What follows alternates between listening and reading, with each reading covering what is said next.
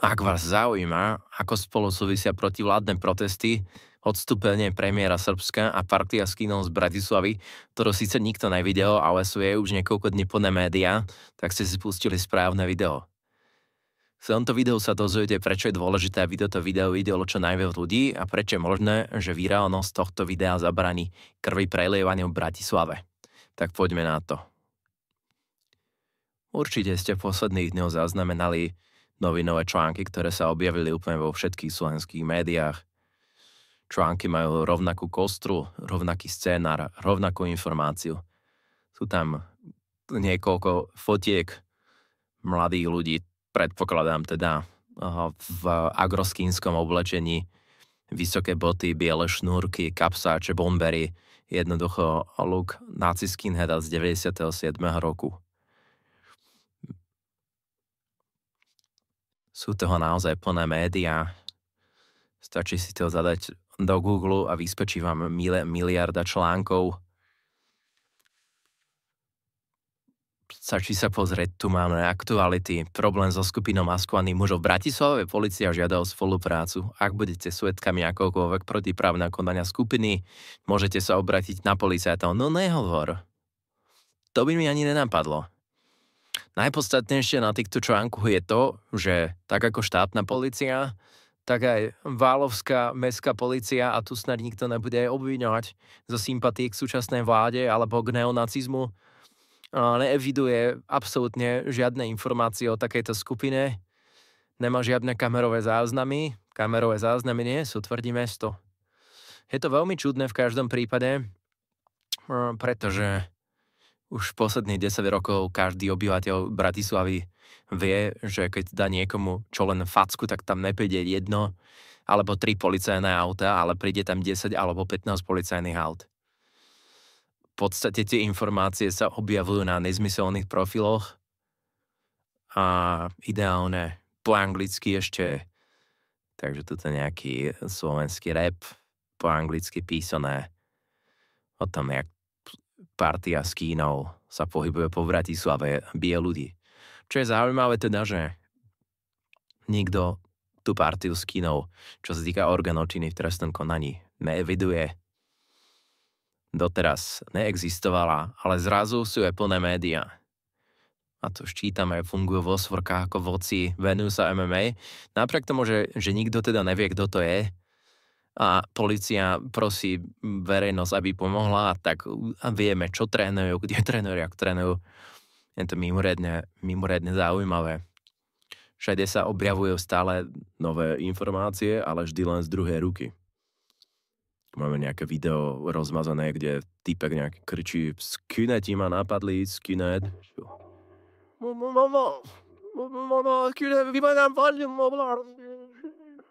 Čo je tiež celkom zaujímavé, pretože slovo skinhead podľa mňa nikto pod 20 rokov ani nepozná.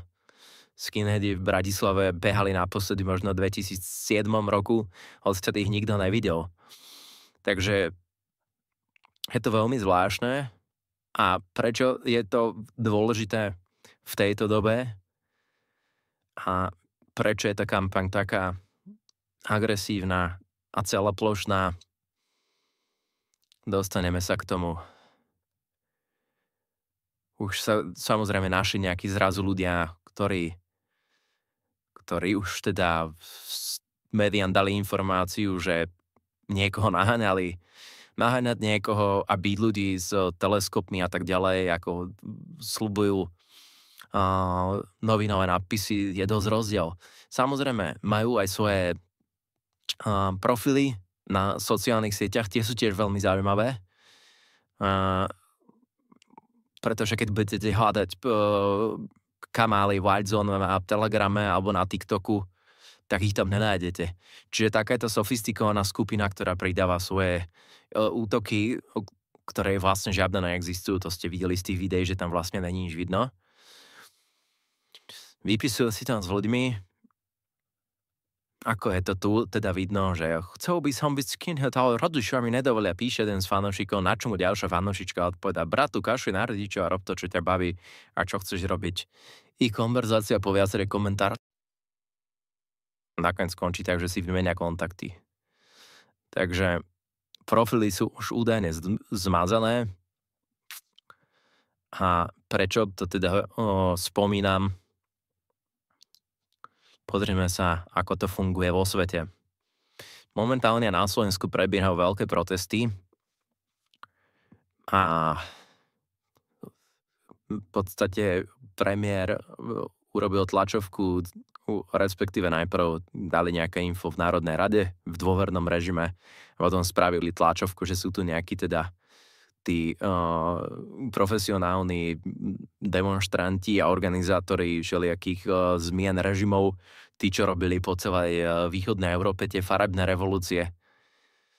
Ak by to bola pravda, a budeme teraz samozrejme stále hypotetizujem a v podstate toto celé je konšpiračná teória, takže máme tu profesionálov, ktorí sú školení na to, aby robili prevraty.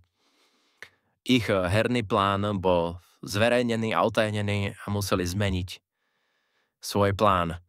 Ich mobilizačný plán na to, aby zmobilizovali naozaj širokú verejnosť a nebolo to len demonštrácia progresívneho Slovenska, bol samozrejme, že policajti zbijú demonštrantov, dopustia sa na nich násilia a tým si získajú sympatie väčšinovej časti spoločnosti. V podstate toto isté prebiehalo teraz niekoľko mesiacov v Srbsku.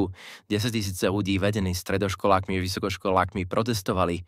Tam sa totiž to stala tragédia, ktorú využili, však tak ako to je všade vo svete, že dobrý podnikateľ a dobrý politik využije každú tragédiu vo svoj prospech. Čiže spadla tam hala na ľudí na železničnej stanici v Novom Sade. Odvtedy to bolo v novembri a odvtedy sú tam 1. novembra to bolo 15 obetí tam bolo, odtedy sú tam demonštrácie. Prečo spomínam tých skínov? Lebo pozrite sa, zatiaľ tie protesty prebiehali v Srbsku presne tak ako u nás. Aj pred telkou demonštrovali, aj pred ministerstvami. No a čo sa nestalo? Včera sa tam to nestalo. V noci z pondelka na útorok 4 muži vyzbrojení bejzbolovými pálkami vyšli z budovy SNS v Novom Sade, to je tá srbská pokroková strana, z ktorej je premiér, a nad ranou zaútočili na skupinku študentov, pričom vážne zranené dievča a niekoľko ďalších študentov utrpelo zranenia. Zdrojom tejto informácie je protivládna stanica N1 s tým, že dôkazom toho incidentu má byť nejaké video, ktoré si dievčina nahrávala na mobil, ale to jej útočníci jej vytrhali mobil a nahrávku vymazali. Neviem si to moc dobre predstaviť, toto mi pripomína. Viem si predstaviť, že jej vytrhnú mobil a že ho rozdupú alebo zničia tou pálkou, ale že jej budú vymazávať niečo z mobilu, to mi príde také, ako keď niekto napíše buličkovým perom Maďari za Dunaj na bielu blúzku, neprípada mi to moc reálne. Pointa je, že celé Srbsko verí tomu, že mužik, čo vyšuje z de facto vládnej budovy, respektíve z budovy vládnej strany s bejsbolkami zbili študentov, čo je samozrejme trigger, lebo však kto není študent, tak má deti a tak ďalej a tam už ide politické tričko stranou. Áme čakane následne pár hodín na to, 10 hodín na to, srbský premiér Vučevič podal demisiu a odstúpil. Bola tam aj nejaká zahodená blokáda dôležitej križovatky. To nám tiež niečo pripomína z toho herného plánu opozície, čo písala teda údajne umelá inteligencia.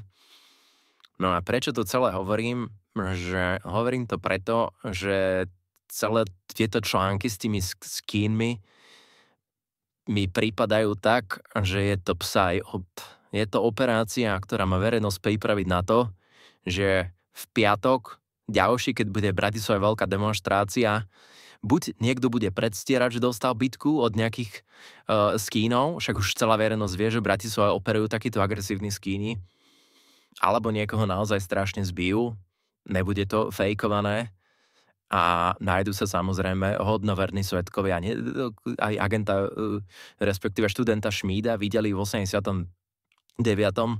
mŕtvého, tak rovnako nájdu svedkovia, ktorí uvidia útočníkov z White Zone, ktorí zaútočili na protivládnych demonštrantov, ktorí sa pokojne rozchádzali so svojou dúhovou zástavou domov.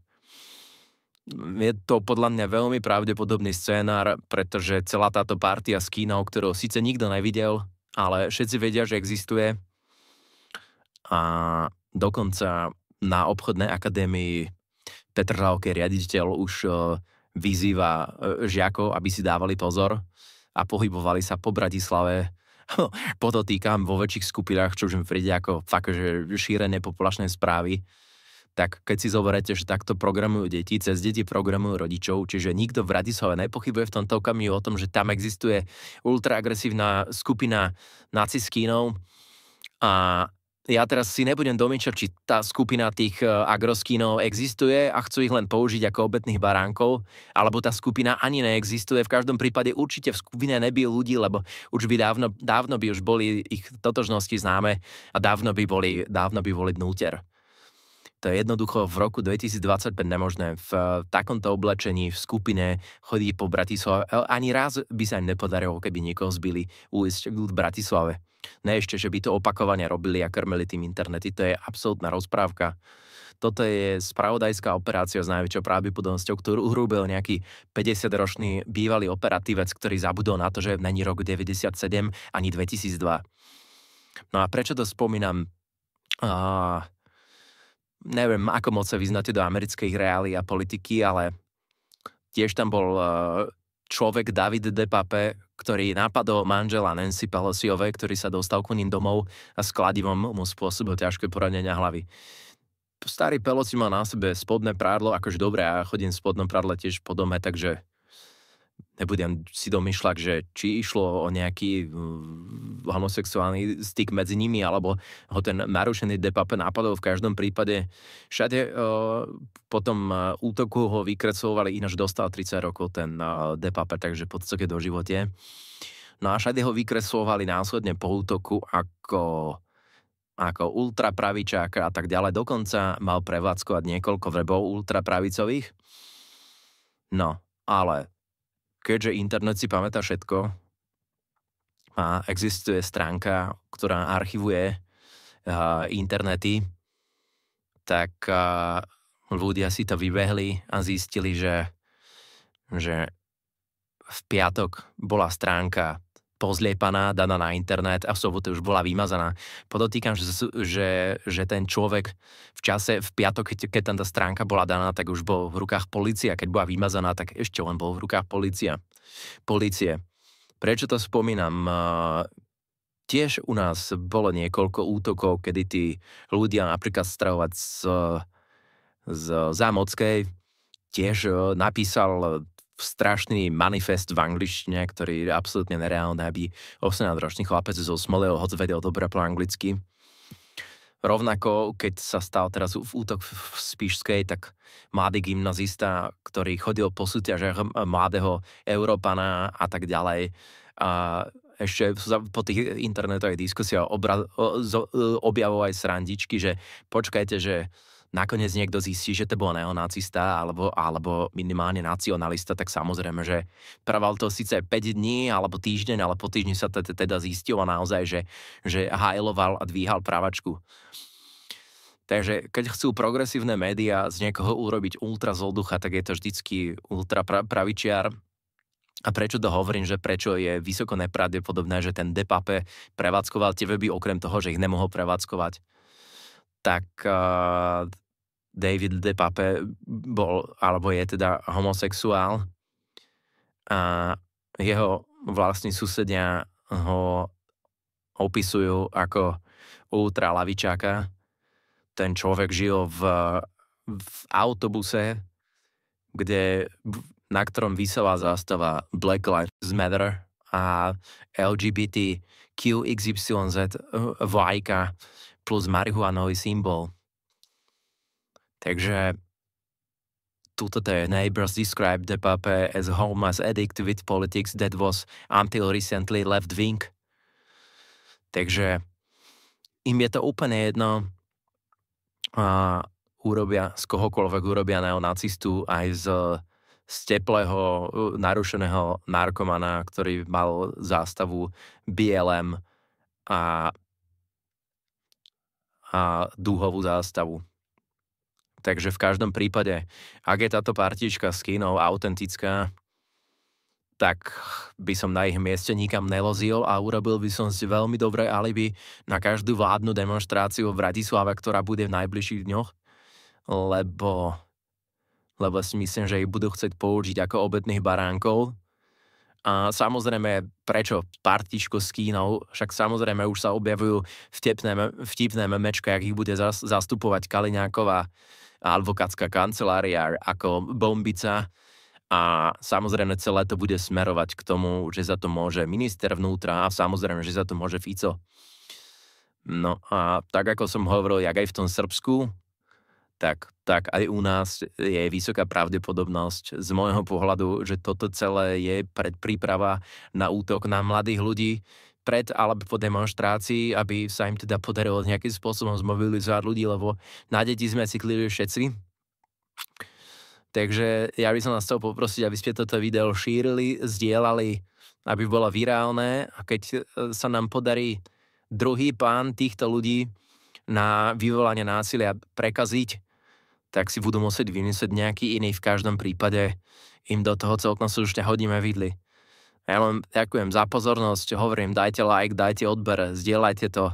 Je to veľmi dôležité, lebo myslím si, že ide o veľa a nejde teraz o zmenu vlády, ale ide aj o to, aby nejakí chudáci nezmyselní nedostali baseballkami po demonštrácii v Bratislave bitku a aby za to nešli sedieť iní nejakí hlupáci mladí, ktorí možno majú pomilané predstavy o svete, ale v každom prípade s tým nebudú mať nič spoločné. Majte sa pekne. Vidíme sa.